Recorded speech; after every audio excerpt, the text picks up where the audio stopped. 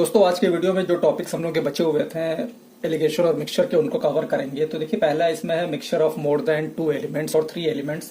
तो इसमें क्या होता है, देखिए 3 कैपेसिटी हो सकती है अलग अलग जिनका रेशियो दिया होगा, 3 अलग अलग रेट हो सकते हैं, ठीक है, 3 अलग अलग एलिमेंट्स हो सकते हैं। तो उस पर अलग अलग तरीके से क्वेश्चंस बनते हैं। तो हम लोग 1 बाय 1 देखेंगे।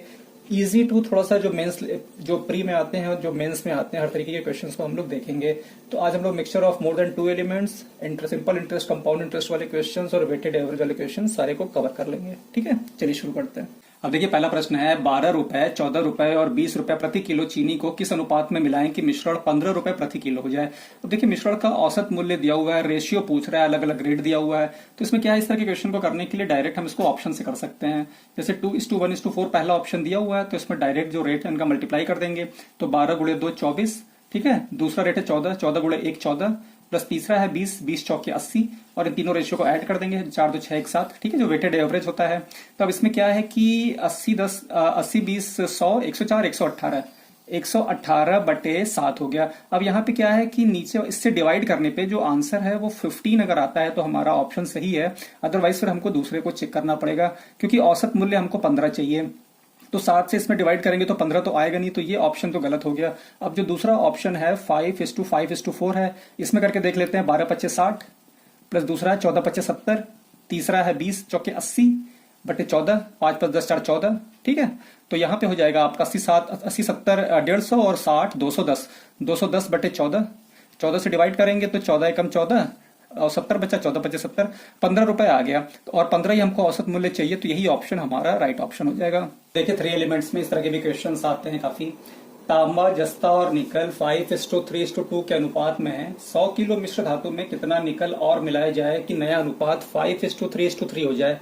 देखिए दिया हुआ है कि कॉपर, जिंक और निकल, इनका रेशियो दिया हुआ है 5, 3 और 2 का, और कहता है कि 100 किलो मिश्र धातु है, मतलब ये तीनों मिलाकर कितने के बराबर है, 100 kg है ना, 100 kg के बराबर है। मिश्र धातु है, तीनों को मिलाया होगा तभी तो मिश्र धातु बनी है।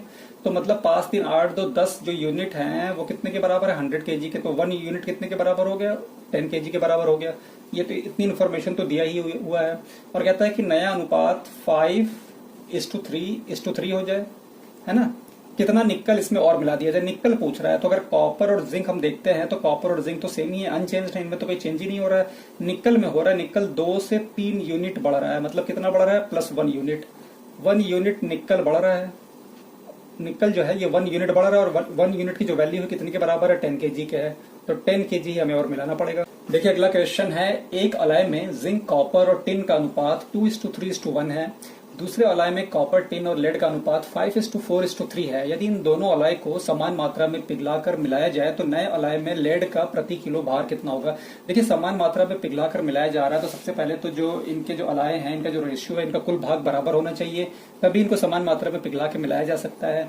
तो जो पहला अलाय है, जो फर्स्ट अलाय है, उसमें आपका जिंक है, कॉपर है और टिन है। इनका जो रेशियो है वो 2:3:1 का है, ठीक है। तो कुल भाग इनका कितना, 3 2 5 1 6 भाग है। ऐसे ही दूसरे में जो कॉपर है, इसमें देखिए चेंज है, कॉपर है, टिन है और लेड है, ठीक है। कॉपर, टिन और लेड, इनका रेशियो है 5:4:3, मतलब टोटल भाग जो है इसमें 5 4 3 9 12 भाग है। तो जब समान मात्रा में पिघलाया जा रहा है तो इसमें देखिए पहले तो इनका बराबर भाग होना चाहिए। इसमें लेड इसमें है ही नहीं, तो लेड इसमें मान लेते हैं कि 0 है, लेड का जो रेशियो है वो 0 है। और इसमें कॉपर है, टिन है, जिंक नहीं है, ठीक है ना। तो जिंक इसको ले लेते हैं कि जिंक इसमें 0 है, ठीक है। अब समान मात्रा में इसको हमको करना है, पिघला के मिलाना है, तो इसका कुल भाग बराबर होना चाहिए। तो नीचे 12 है, ऊपर अगर 2 से मल्टीप्लाई कर देंगे तो दोनों भाग बराबर हो जाएंगे।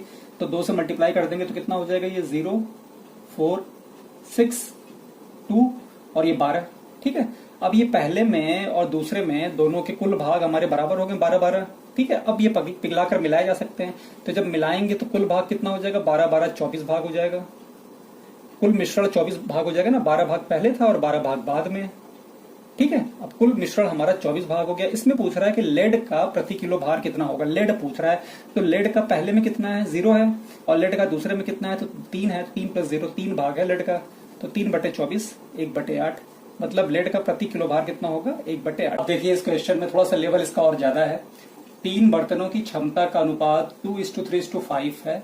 इनमें दूध और पानी का अनुपात क्रमशः 1:2, 2:3 और 3:2 है। यदि इन तीनों बर्तनों के मिश्रण को एक खाली बड़े ड्रम में पलट दिया जाए तो ड्रम में पानी का प्रतिशत क्या होगा। तो देखिए इसमें तीन बर्तनों की क्षमताएं दी हैं, दूध और पानी के जो अलग अलग रेशियो दिए हुए हैं, तो इन रेशियो को हम क्या करेंगे, जैसे 1:2 का है, पहले में 1:2 है फर्स्ट में, तो इसका कुल भाग कितना हो जाएगा, 1+2, 3 भाग हो जाएगा। ऐसे ही दूसरे का ले लेंगे हम, दूसरे में कितना है, 2:3 है, इसका कुल भाग हो जाएगा 5। ऐसे ही तीसरे में कितना है, 3:2 है, तो इसका भी कुल भाग जो है 5 हो जाएगा।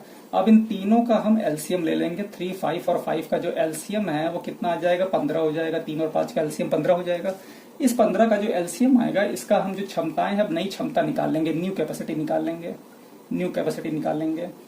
ठीक है, अब देखिए एलसीएम लेके कैपेसिटी क्यों निकाल रहे हैं, ताकि जो हमारा रेशियो है वो थोड़ा सा बड़ा हो जाए ना, नंबर्स बड़े हो जाएं, ताकि नंबर हमारे फ्रैक्शन में ना आए। तो उसका मेन पर्पज यही है एलसीएम लेने का। अब देखिए तीनों बर्तन की क्षमताएं हैं, पहला का जो रेशियो है 2, ये रेशियो जो है 2:3:5 है। ठीक है, तो अब कितने हो जाएंगे, 15 गुणे तो 2, 30 हो जाएगा, और ये 15 तिया 45 हो जाएगा, और ये 15 पचे 75 हो जाएगा। देखिए अब नंबर्स हमारे बड़े बड़े मिल गए ना, अदरवाइज अगर इसको आप काटेंगे तो नंबर तो वही है हमारे, 15 से सेम ही है, 2:3:5 का ही रेशियो है, पर ये नंबर बड़े बड़े हो गए, तो एलसीएम लेने का यही फायदा होता है। अब 30, 45 और 75 हमको मिल गया। ठीक है, अब इसमें 30, 45 और 75 का हमको ये मिल गया, तो ये कुल भाग कितने के बराबर है, 70, 40, 110, 30, 140 और 150 के बराबर ही है।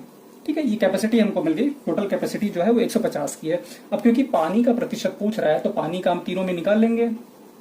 ये तीनों बर्तनों का अलग अलग दिया हुआ है ना क्षमता, तो पहले में कितना हो जाएगा, वाटर, टोटल भाग है 30, और पहले रेशियो जो था 1:2 का था, उसमें 1:2 में 2 भाग पानी था, तो 2/3 हो जाएगा। ठीक है, 3 दहा में 30, तो ये 20 भाग हो गया। ऐसे ही दूसरे बर्तन में वाटर निकाल लेंगे, दूसरे बर्तन में कितना है, इसका 45 है। ठीक है, कैपेसिटी 45 है, और जो रेशियो है 2:3 का है, इसमें 3 भाग पानी है, तो 3/5 हो जाएगा, 3+2, तो ये जगह पर 9 45 और 9 3 27।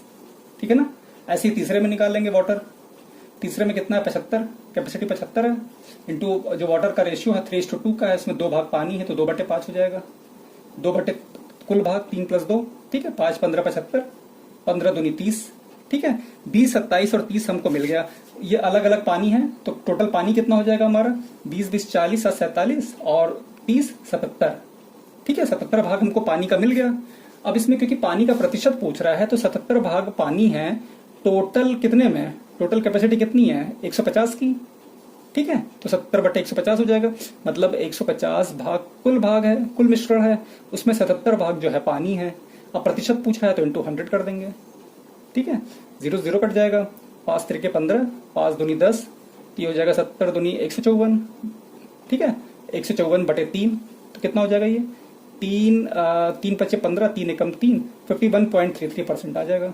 देखिए इसी प्रश्न को करने का एक और तरीका है, इसमें क्या करेंगे, डायरेक्ट आप जो है, जो रेशियो दिया हुआ है 2, 3 और 5 का रेशियो है ना, तो इसमें देखिए पहला जो रेशियो है, जो बर्तनों में जो दूध और पानी का रेशियो है, तो पहला रेशियो कितना है, 1:2 का है, इसमें दूध का भाग 2/3 है, 2/3, तो 2/3 हो जाएगा, प्लस जो दूसरा रेशियो है 3 का है, 3 इंटू जो इसमें जो रेशियो दूध और पानी का 2 और 3 का है, तो 3/5 हो जाएगा ये, है ना, तो पानी का रेशियो 3/5 है, प्लस तीसरा है वो जो तीसरा क्षमता का जो रेशियो है वो 5 का है, इंटू दूध और पानी का जो रेशियो है वो 2/5 का है। ठीक है, तीनों फ्रैक्शन में है, अपॉन, ठीक है, तीनों का हमने क्षमता से जो पानी, दूध और पानी का रेशियो था, उसमें पानी का रेशियो से मल्टीप्लाई कर दिया। ठीक है, तो ये हमारा आ गया, और जो इनका जो रेशियो है 2 + 3 + 5 है, तो 2 + 3 + 5 हो जाएगा। ठीक है, इसको सॉल्व करेंगे तो इसमें हो जाएगा आपका 4/3 प्लस 9/5 प्लस 5 से 5 कट जाएगा, 2/1। ठीक है, अपॉन 10, 5 3 8 2 10, 5 और 3 का एलसीएम 15 हो जाएगा, 3 5 15, 5 चौके 20 प्लस 5 या 15 27 प्लस 15 दूनी 30/10, ये 15 नीचे चला आएगा, ये हो जाएगा ऊपर 30 20 50 20 70 77/150। ठीक है, अभी कुल भाग कट तो रहा नहीं किसी नंबर से, कुल भाग 150 है, उसमें वाटर का भाग 77 है, अब प्रतिशत में निकालना है तो इंटू 100 कर देंगे। ठीक है, तो 77/150 गुणे 100 हो जाएगा। तो इसमें भी आंसर वही 51.33% आ जाएगा। तो इसमें देखिए दोनों ही तरीके हैं, आप जिसमें ज्यादा बेटर तरीके से कर सकते हैं आप वो ऑप्शन आप उसमें चूज कर सकते हैं। देखिए ये भी फास्ट मेथड है, पर ये है कि दोनों में ही प्रैक्टिस रिक्वायर्ड है। इसमें क्या है कि फ्रैक्शन में नहीं आता है, इसमें क्या है कि अगर नंबर्स इजी हैं तो आप बड़े आराम से फ्रैक्शन निकाल के कर सकते हैं। तो ये दोनों ही मेथड मैंने आपको सिखा। अब देखिए एलिगेशन का यूज हम लोग साधारण ब्याज और चक्रवृद्धि ब्याज के प्रश्नों में भी करते हैं। तो यहाँ पे जब भी औसत दर निकालनी हो दो दरों को मिलाकर तब एलिगेशन का यूज करते हैं, या फिर मूलधन का अनुपात निकालना हो, ठीक है, तब भी एलिगेशन का यूज होता है। उसके अलावा अगर चक्रवृद्धि ब्याज और साधारण ब्याज दोनों ही दिया हुआ है और कुल ब्याज भी दिया हुआ है, मूलधन का अनुपात निकालना है और मूलधन भी दिया हुआ है, तब उस केस में भी हम लोग एलिगेशन लगाते हैं, ठीक है। उसके अलावा देखिए साधारण ब्याज में क्या है कि अगर साधारण ब्याज दिया हुआ है तो उसमें समान जो समय है वो समय जो है समान होना चाहिए, इक्वल होना चाहिए। अगर 2 साल है तो दोनों 2 साल होना चाहिए, दोनों दरों पे 1 साल है तो 1 ही साल होना चाहिए, मतलब समय अलग अलग नहीं होना चाहिए, ठीक है। अलग अलग दरों पे धन का राशियों का अगर अनुपात निकालना है, औसत ब्याज दर निकालना हो तो उसमें एलिगेशन का यूज करते हैं, ठीक है। तो साधारण ब्याज में क्या है कि साधारण ब्याज का प्रतिशत निकालने के लिए दर गुणे समय कर देते हैं। जैसे मान लीजिए कि 10% पे साधारण ब्याज पे 2 साल के लिए दिया है तो क्या कितना कर देंगे, 10 गुणे 2 20% आ जाएगा साधारण ब्याज। ऐसे ही चक्रवृद्धि ब्याज का निकालने के लिए अगर 2 साल के लिए है, 2 वर्षों के लिए है तो 2r + r² कर देंगे। तो इसमें r की जगह जो है 10 हो जाएगा, ठीक है। तो 2 × 10 20 + 1 21% आ जाएगा। अगर 3 साल के लिए दिया हुआ है तो 3r + ये फॉर्मूला लग जाएगा। पर इसमें क्या है कि नॉर्मली 3 इयर्स के क्वेश्चन बहुत कम पूछे जाते हैं, 2 वर्षों के ज्यादा पूछे जाते हैं। उसका रीजन ये है कि 3 इयर्स में कैलकुलेशन लंबी हो जाती है, या तो आपको कैलकुलेशन के लिए वो एकदम सिंपल जो है इंटरेस्ट दे देगा, जैसे 10% या 20% ऐसे करके देगा कि जो आराम से कट जाए, ठीक है। अदरवाइज कैलकुलेशन जो है थोड़ी कॉम्प्लेक्स हो जाएगी, ठीक है। और उसके अलावा अगर ब्याज रुपए में दिया हुआ है तो उसमें क्या है कि पहले हमको औसत दर निकालनी होती है, ठीक है। समय समान होना चाहिए तो ये फॉर्मूला लगा देते हैं, ब्याज बटा मूलधन गुणे 100। इसमें समय का गुणा नहीं करना पड़ता है क्योंकि समय कट जाता है अपने आप। और नॉर्मली अगर जैसे 2 साल का ब्याज दिया हुआ है साधारण ब्याज, तो उसको हम जो है 2 से डिवाइड कर देंगे तो 1 साल का ब्याज आ जाएगा, ठीक है। तो ब्याज बटा मूलधन गुणे 100 करके फिर औसत दर निकाल लेंगे। तो इतनी चीजें आपको एटलीस्ट पता होनी चाहिए। तो इस पे हम लोग क्वेश्चन कुछ करते हैं, ठीक है। देखिए साधारण ब्याज का प्रश्न है, इसमें बहुत अच्छा एलिगेशन लगता है। एक व्यक्ति के पास 1 लाख रुपए थे, वह इसमें से कुछ धन को 9% वार्षिक दर पर तथा शेष धन को 10% वार्षिक दर से साधारण ब्याज पर देता है। यदि इनमें उसकी कुल वार्षिक आय 9400 रुपए हो तो 10% की दर पर उसने कितना उधार दिया। देखिए 2 अलग जो है रेट ऑफ इंटरेस्ट दिए हैं, साधारण ब्याज पे दे रहा है। पर इसमें 2-3 चीजें ध्यान रखने वाली होती हैं। पहला तो ये है कि जो रेट हमेशा हम लोग एनुअल रेट ऑफ इंटरेस्ट निकालते हैं, जो प्रभावी वार्षिक दर होती है वो निकालते हैं। यहाँ पे वार्षिक दर ऑलरेडी दिया हुआ है, इसमें कुछ निकालना नहीं है। अगर यहीं पे अगर ये 2 या 3 साल के लिए दिया होता तब हम रेट इनटू टाइम करके निकाल लेते क्योंकि साधारण ब्याज है, ठीक है। पर यहाँ पे वार्षिक दर तो ऑलरेडी दिया हुआ है, पर जो वार्षिक आय है वो रुपए में है। 9400 रुपए जो ब्याज से आय मिल रही है, जो मतलब इसका जो पैसा दिया था मूलधन 1 लाख रुपए पर, जो आय हो रही है वो 9400 रुपए है, मतलब वो ब्याज है 9400 रुपए, ठीक है। तो इससे हम क्या करेंगे कि औसत दर निकाल लेंगे हम, ठीक है। औसत दर निकाल ली जाती है जब भी ब्याज दिया होता है रुपए में, है ना, ब्याज दिया हुआ है कि ब्याज इतना है तो इसमें हम औसत दर निकाल लेते हैं। तो औसत दर निकालने के लिए क्या हो जाएगा, आपका जो आपको ब्याज से आय मिल रही है 9400 रुपए, ठीक है, बटे मूलधन 1 लाख इंटू 100, ये होता है हमारा, ठीक है, औसत दर निकालने का फार्मूला। तो कितना हो जाएगा, ये 0 0 कट जाएगा, 0 0 0 0, फिर ये 0 0 0 0 कट जाएगी, ठीक है। तो ये 9.4% हमारा जो है औसत दर निकल आएगी। अब हमारी औसत दर निकल आई है, जो पहला आपका दिया हुआ है साधारण ब्याज वो 9% का है और दूसरा जो है वो 10% का है। औसत दर हमारी निकल आई 9.4। इस पे हम एलिगेशन लगा देंगे तुरंत, ठीक है। तो कितना हो जाएगा, 10 - 9.4.6 और 9.4 - 9.4, तो ये हो जाएगा आपका 2 3 6 2 दूनी 4, मतलब मूलधन का जो रेशियो है वो 3:2 का आ गया। अब पूछ रहा है कि उसने कितना उधार दिया था। अब देखिए 10% पर पूछ रहा है, 10% का जो हमारा आया है भाग वो 2 भाग आया है। 2 भाग कितने पे है, 5 भाग पे है। टोटल कितना धन था उसके पास, मूलधन था 1 लाख रुपया था, तो 1 लाख कर देंगे, ये हो जाएगा, ठीक है। 5 से कट जाएगा ये, तो ये हो जाएगा आपका 20,000। तो 40,000 रुपए जो है उसने उधार दिया था। अब देखिए इस प्रश्न में क्या कह रहा है। रमेश ने 1,20,000 रुपए में से कुछ धन ए को 10% वार्षिक साधारण ब्याज की दर से तथा शेष धन बी को 12% वार्षिक साधारण ब्याज की दर से उधार दिया। यदि 2 वर्ष के अंत में उसे कुल ब्याज 25,920 रुपए प्राप्त हुआ तो 10% पर उसने कितना रुपया उधार दिया था। देखिए 10% पर पूछ रहा है, दो अलग अलग साधारण ब्याज की दरें दी हैं, कुल ब्याज दिया हुआ है, तो इसमें एलिगेशन लगा के मूलधन का हम रेशियो निकाल लेंगे, क्योंकि एलिगेशन लगेगा तो मूलधन का रेशियो निकल आएगा, तो उससे हमको पता चल जाएगा कि कितना रुपया उधार दिया था। लेकिन इसमें क्या है कि देखिए 2 वर्ष के अंत का ब्याज दिया हुआ है, हमें वार्षिक ब्याज की दर चाहिए होती है, तो 2 वर्ष का जो ब्याज है ये 25,920 रुपया है। क्योंकि हमें एनुअल चाहिए तो 1 वर्ष का निकाल लेंगे। 1 वर्ष का कितना हो जाएगा, 25,920 को 2 से डिवाइड कर देंगे तो ये हो जाएगा आपका 2 एकम 2, 2 दूनी 4, 2 9 18, 2 6 12, 12,960 रुपया हमारा ये एनुअल रेट ऑफ इंटरेस्ट, मतलब वार्षिक जो है दर, ब्याज की दर मिल गई हमको। ठीक है, साधारण ब्याज की दर हमको, अब ये इसमें क्या है कि हम इसको औसत दर निकालेंगे। ये साधारण ब्याज की दर है ये, अब इसमें हम क्या करेंगे कि औसत दर निकालेंगे, क्योंकि हमको एलिगेशन निकालना है तो औसत दर चाहिए होती है, तो औसत दर निकाल लेते हैं। औसत दर के लिए क्या है, जो ब्याज है हमारा साधारण ब्याज 12,960 बटे मूलधन है आपका 1,20,000 इंटू 100। ठीक है, ये औसत दर का फॉर्मूला होता है। अब इसमें देखिए 1 2 3 जीरो है, 3 जीरो कट गई है, और 12 और 96 है, तो 12 एकम 12 जीरो, 12 96 108, और 10 नीचे बचा तो ये हो जाएगा 10.8%। ये हमको औसत दर मिल गया, एलिगेशन लगा देंगे। पहला जो रेट ऑफ इंटरेस्ट है साधारण ब्याज एसआई है, सिंपल इंटरेस्ट, वो 10% का है, और जो दूसरा है वो 12% का है।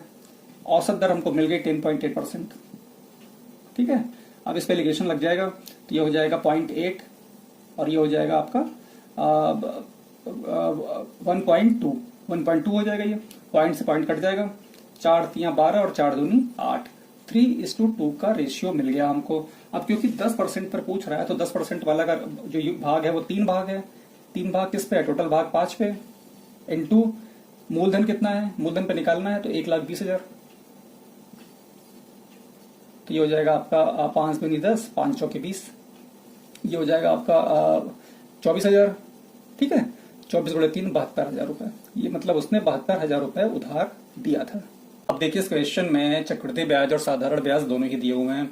19,000 रुपए को 2 भागों में निवेश किया गया है। पहला हिस्सा 10% चक्रवृद्धि ब्याज पर 2 साल के लिए और दूसरा हिस्सा 20% साधारण ब्याज पर 2 साल के लिए। यदि कुल ब्याज 30% मिला तो पहला भाग कितना था। देखिए कुल ब्याज प्रतिशत यहाँ पे दिया हुआ है और 2 एसआई और सीआई का कॉम्बिनेशन दिया हुआ है, तो जब कुल ब्याज दिया हुआ है तो दोनों ब्याज हम अलग अलग पहले निकाल लेंगे। तो जो पहला हिस्सा है देखिए 10% चक्रवृद्धि ब्याज पर दे रहा है ना, सीआई पर दे रहा है, 10% पे दे रहा है 2 साल के लिए, तो इसको जो है फॉर्मूले से लगा देंगे 2R20 प्लस R² है ना, तो 100/100 ये आपका 21% आ जाएगा ब्याज 2 साल के लिए। ऐसे ही इस पे सिंपल इंटरेस्ट लगा देंगे। सिंपल इंटरेस्ट में दूसरा हिस्सा 20% जो है 20% पे दे रहा है 2 साल के लिए। ठीक है, तो 20%, ये 20 × 2 हो जाएगा, रेट इंटू टाइम, ये 40% इसका ब्याज आ जाएगा साधारण ब्याज। ठीक है, 2 साल के लिए। अब हमको इसका जो है चक्रवृद्धि ब्याज और साधारण ब्याज मिल गया, कुल ब्याज दिया हुआ है तो इस पे एलिगेशन लग जाएगा। 21, 40 और 30 है।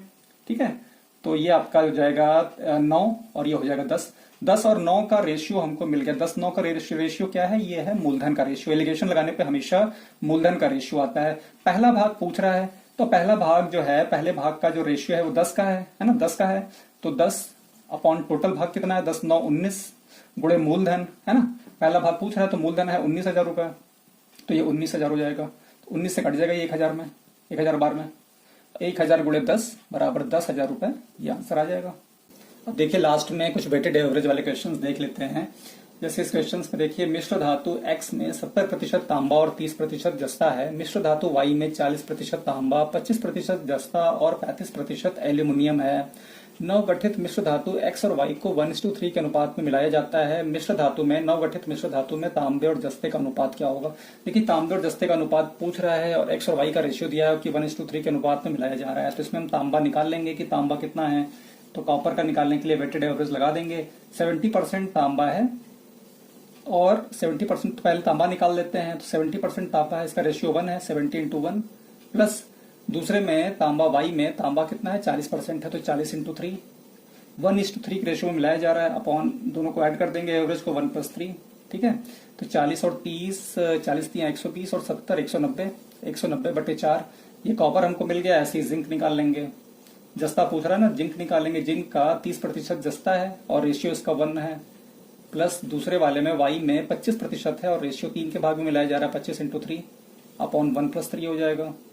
ठीक है, ये 25 दिया 75 और 30 105/4 आ जाएगा। ठीक है, 4 4 कट जाएगा। कॉपर और जिंक का रेशियो पूछा है, तो कॉपर और जिंक का जो रेशियो है वो 190 और 105 का आ जाएगा। ये 5 से कट जाएगा तो ये हो जाएगा आपका 5 × 15 और 5 × 8 40 और 5 दूनी 10, 5 से कम 5, 38 और 21 का रेशियो आ जाएगा। एक दुकानदार 45 रुपए प्रति किलो, 55 रुपए प्रति किलो और 80 रुपए प्रति किलो वाली 3 प्रकार की चीनी को 2:3:5 के अनुपात में मिलाता है। यदि वह इस मिश्रण पर 25% का लाभ कमाना चाहता है तो उसे मिश्रण किस भाव पर बेचना होगा? क्योंकि सबसे पहले तो अलग अलग जो प्राइस दिया हुआ है और चीनी उसका रेशियो दिया हुआ है, तो हम एवरेज प्राइस निकाल लेंगे इसका, है ना, क्योंकि हमें सेलिंग प्राइस निकालनी है कि किस भाव पर बेचना है। तो जो एवरेज प्राइस होती है वही, उसी को हम लोग जो है कॉस्ट प्राइस ले लेते हैं। तो एवरेज प्राइस निकालने के लिए वेटेड एवरेज से कर लेंगे। 45 × 2 10 55 रुपए, इसका 3 भाग है। 80 रुपए का 5 भाग है, 80 × 5, ठीक है, बटे तीनों का रेशियो 2 + 3 + 5, ये हो जाएगा आपका 90 × 165 × 400 बटे 10, ये 9 बार पे कट जाएगा, ये 16.5 और ये हो जाएगा आपका 40। ठीक है, ये प्लस है, तो ये हो जाएगा आपका 40 + 50 56 और 9 65, 65.5 रुपीज आ गया। एवरेज प्राइस हमको मिल गई। अब सेलिंग प्राइस पूछ रहा है, तो सेलिंग प्राइस निकालने के लिए कॉस्ट प्राइस, एवरेज प्राइस और कॉस्ट प्राइस ले लेते हैं। 65.5 × 100 + प्रॉफिट परसेंट, प्रॉफिट चाहिए 25% का, तो 125 हो गया। 100 + 25 125 अपॉन 100। ठीक है, अब इसका पॉइंट हटा देंगे ताकि कैलकुलेशन इजी हो जाए। तो 655 × 125 अपॉन 1000 हो जाएगा। ठीक है, 10 नीचे आ जाएगा, मल्टीप्लाई हो जाएगा। अब ये देखिए 125 है तो ये 5 से कट जाएगा, 25 से कट जाएगा, 25 × 5 = 125 और 25 चौके 100, 40 हो गया। 5 से फिर कट जाएगा, 5 से कम 5, 5 × 15, 5 से कम 5 और 5 × 8 40। ठीक है, तो 131 × 5, 5 से कम 5, 5 × 15 के 5, 1 5 से कम 5, 655/8 आ गया। 8 से डिवाइड कर देंगे तो 8 × 8 = 64, 1 8 × 8 = 7, 8 × 8 = 64, 6 और 8 × 7 = 56, 4 8 × 40, 81.875